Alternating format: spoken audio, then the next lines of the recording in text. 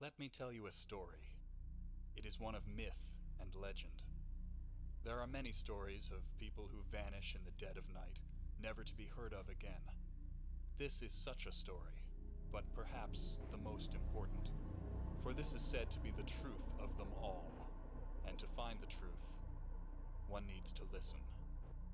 Here is the story.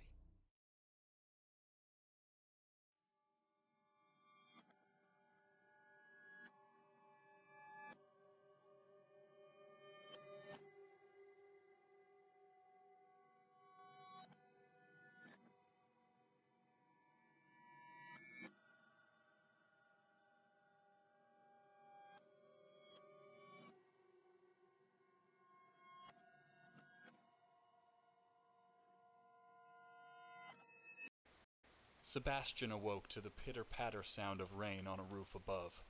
His head banged as if a drum resided inside. Finding the strength to raise his feet, he noticed the scattering of blood around the room. He found it hard to breathe as a rancid smell rushed his nostrils. He knew not of where he was, but he knew he needed to escape.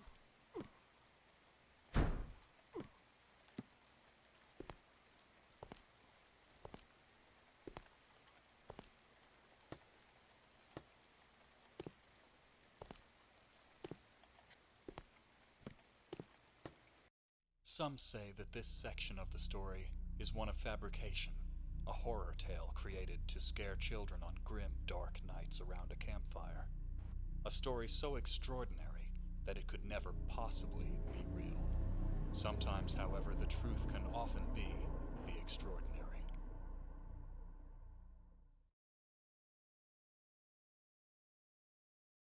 Darkness surrounded Sebastian as he awoke. An ice-cold wind blew upon his face. A foul stench lingered in the air. Confused, Sebastian stood once more and made his way into the depths of the caves.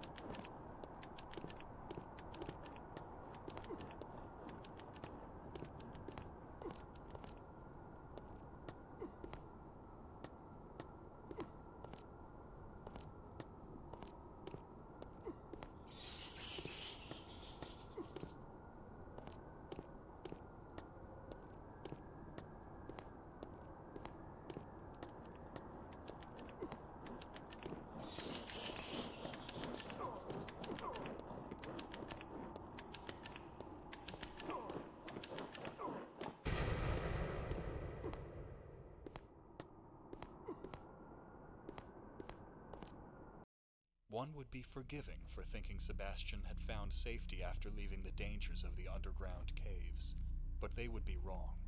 For you see, his energy was quickly depleting, and had to find aid quickly. Mustering the little energy he had left, he pushed onward.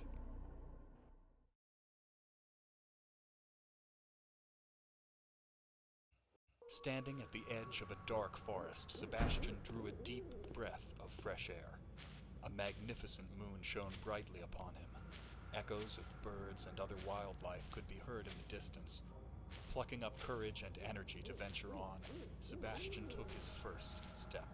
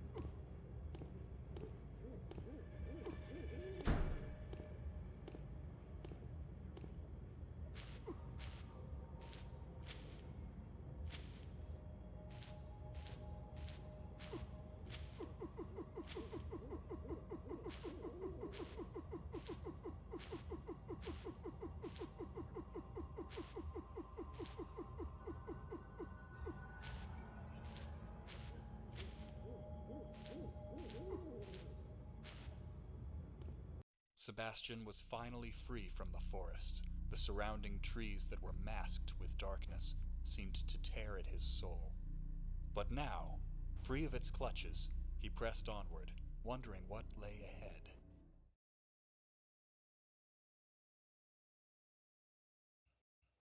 A sense of calm rushed over Sebastian, for in front of him stood a majestic church.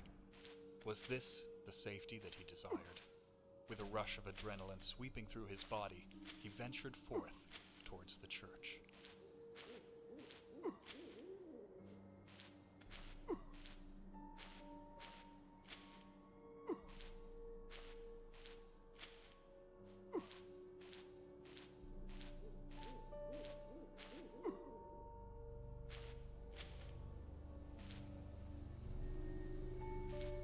As Sebastian entered the room, the power to his flashlight died, and the door which he just entered slammed shut.